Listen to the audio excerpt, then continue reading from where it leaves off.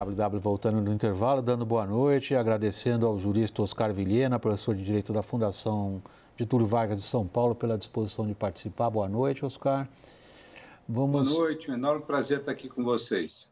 Vamos então ao assunto. Supremo Tribunal Federal, a escolha de Lula para a vaga de Rosa Weber, que se aposentou recentemente, foi a do, até aqui, ministro da Justiça Flávio Dino.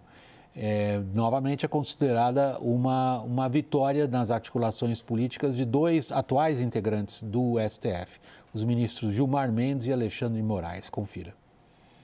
O ministro indicado agradeceu ao chefe do executivo pela escolha. Nas redes sociais, Dino escreveu: "O presidente Lula me honra imensamente com a indicação para ministro do Supremo Tribunal Federal. Agradeço mais essa prova de reconhecimento profissional e confiança na minha dedicação à nossa nação." Flávio Dino foi nomeado ministro da Justiça e Segurança Pública no início do governo Lula. Ele é senador licenciado, eleito em 2022, após 2 mandatos consecutivos como governador do Maranhão. Formado em Direito, fez carreira na magistratura e deixou a toga em 2006 para ingressar na política, sendo eleito deputado federal. Em 2014, venceu pela primeira vez a disputa pelo governo do estado.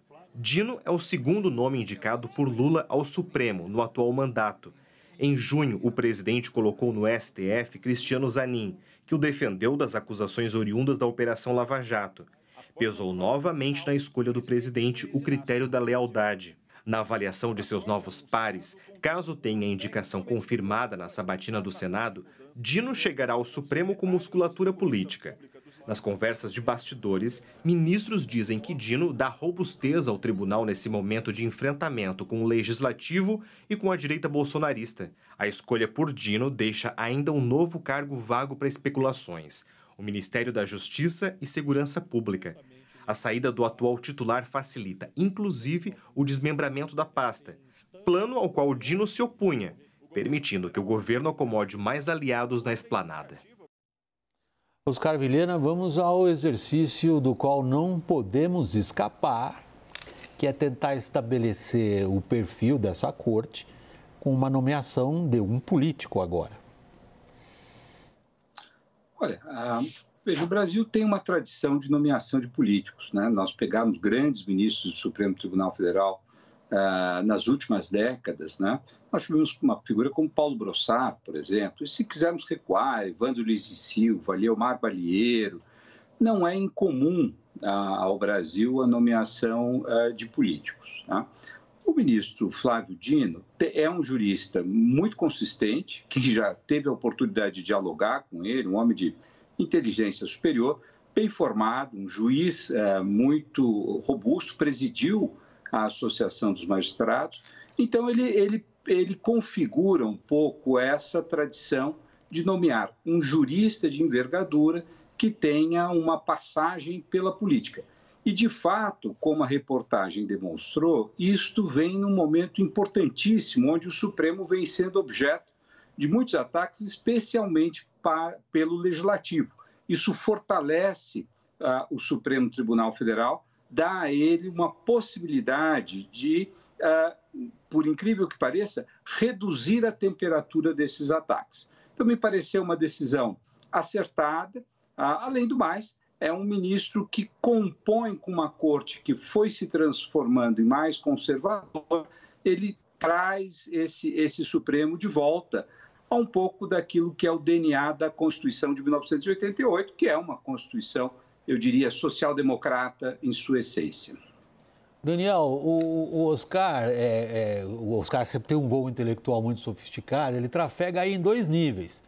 Ele trafega no nível o que é a composição dessa corte em termos do que a Constituição gostaria que ela fosse, quando ele menciona sobretudo a biografia política do atual indicado, mas ele fala dos aspectos mais atuais, mais vibrantes, mais quentes do que a gente vem abordando aqui toda noite, que é o pau, a briga de rua entre Senado e Supremo.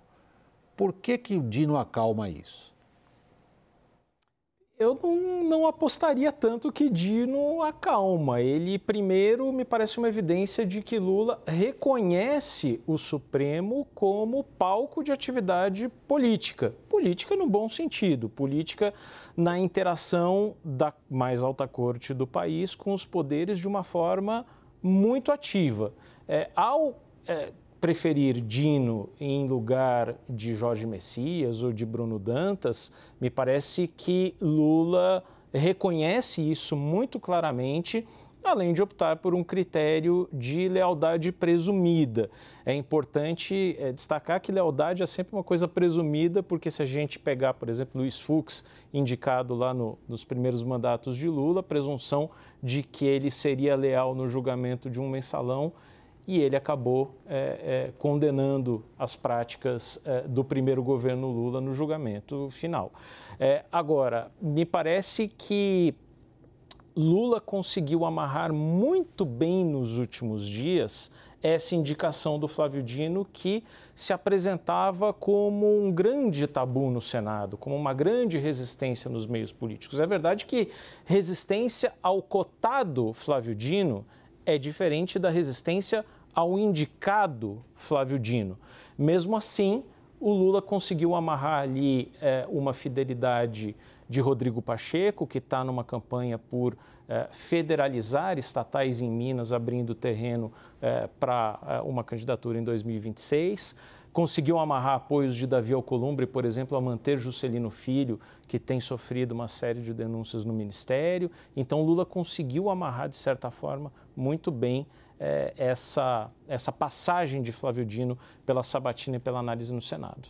Caio, no bloco anterior, você já vinha indicando, de certa maneira, como que na sua análise você enxerga as articulações para nomeação ali. No caso, era o Procurador-Geral da República.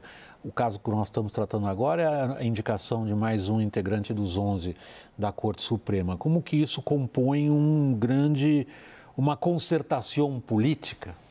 Bom, William, eu não gosto muito da leitura de que vem circulando, e todo respeito a quem lê assim, de que o Dino está indo lá para ser o líder do governo no Supremo, né? O Supremo, o presidente Lula já tem outros aliados ali dentro, aliás, a maioria, basta ver todas as decisões favoráveis do Supremo Tribunal Federal no âmbito econômico, a gente vai falar disso já, e no âmbito político também, em alinhamento com os interesses do Palácio do Planalto do governo Lula III. Mas, quando ele coloca o Flávio Dino, que tem DNA de esquerda, progressista, era do Partido Comunista do Brasil, hoje é do Partido Socialista Brasileiro, ele coloca alguém mais próximo do campo político dele. Porque essa aliança de hoje, entre Palácio do Planalto e governo Lula III com o Supremo Tribunal Federal, ela é meio que ocasional. A gente não sabe quanto tempo ela vai durar. Haja vista, se a gente retroceder ali alguns anos, no começo da Lava Jato, da tão criticada Lava Jato, o Supremo Tribunal Federal, de alguma maneira, empurrou a Lava Jato adiante. E aí, o momento de corte foi depois que a Dilma caiu. Então, a Lava Jato, de certa maneira, o Supremo Tribunal Federal fez vista grossa até o momento em que a Dilma, uma presidente de esquerda, do PT, caiu. Depois que a Lava Jato começou a avançar, até mesmo contra o próprio judiciário, mas avançar contra a direita brasileira, o Supremo Tribunal Federal começou a se insurgir. Eu estou dizendo tudo isso porque eu vejo a aliança de hoje, sim, ocasional. Supremo e Palácio do Planalto têm um inimigo, vamos dizer, em comum, que é Jair Bolsonaro e o bolsonarismo, mas eu não sinto tanta segurança no Lula. Vamos lembrar daquela frase famosa do Lula, que o Supremo está acovardado, né, durante a Operação Lava Jato. Eu não sinto assim que é uma aliança genuína, como é uma aliança genuína o Flávio Dino com o Lula, pela tradição, estão no mesmo campo político. É uma aliança ocasional. Você tem os ministros que hoje lideram o Supremo, sabemos quem são, eles não têm uma formação à esquerda, eles têm uma formação de centro-direita ou direita. Então, quando o Lula coloca o Flávio Dino lá, ele coloca alguém do campo político dele que ficará com ele, vamos dizer, até o fim.